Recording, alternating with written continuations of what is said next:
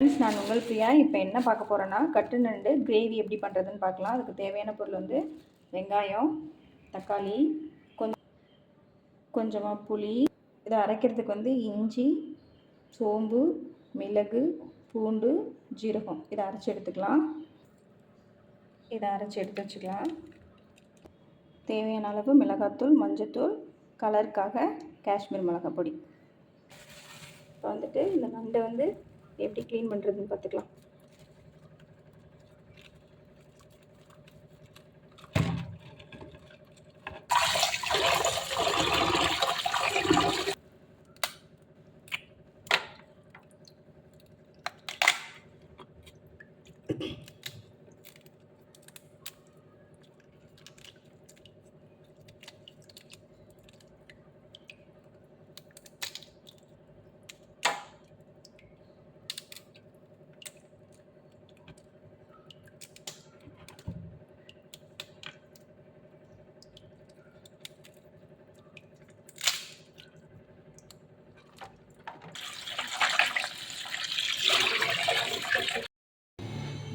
கொஞ்சமாக எண்ணெய், வெங்காயம் கொஞ்சம்,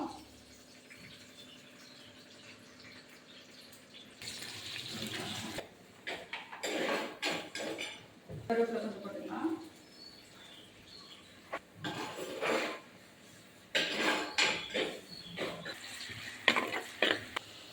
இஞ்சி, பூண்டு, மிளகு, ஜீரகத்தையும் போட்டுக்கோங்க. இது கூடவே தக்காளியும் நல்லா மசிச்சுக்கலாம்.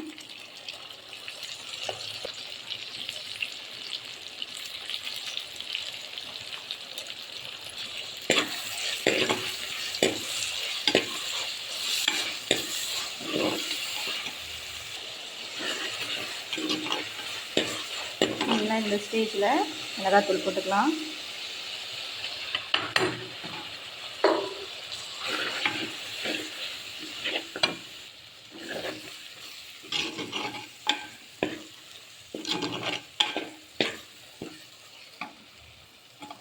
நல்ல பச்சை வாசனை போனதுக்கப்புறம் இந்த குழம்புக்கு நம்ம ரொம்ப இம்பார்ட்டன்ட் கொடுக்கறது வந்து புளி. புளி ஊற்றினா தான் இந்த கட்டு நண்டு நல்லாயிருக்கும். நல்லா புளி நல்லா கரைச்சிட்டு நல்லா கொதிக்க விடுங்க. இதுக்கு தேவையான அளவு கல் உப்பு.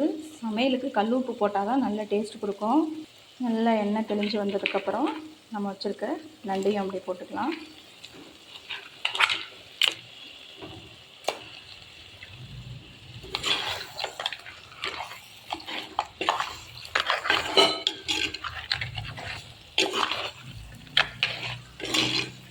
இது வேகிறதுக்கு நம்ம தண்ணி ஊற்றிக்கலாம்.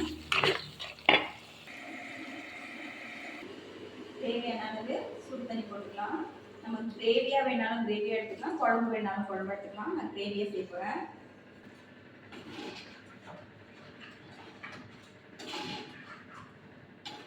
நல்லா கொதிச்சு வெந்து வரட்டும். குழம்பு நல்லா கொதிச்சு வந்துட்டுருக்கு.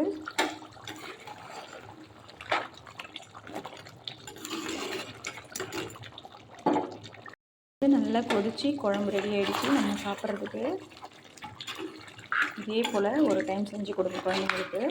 வீட்டில் உள்ளவங்க பெரியவங்களும் நல்லா சந்தோஷமாக சாப்பிடுவாங்க.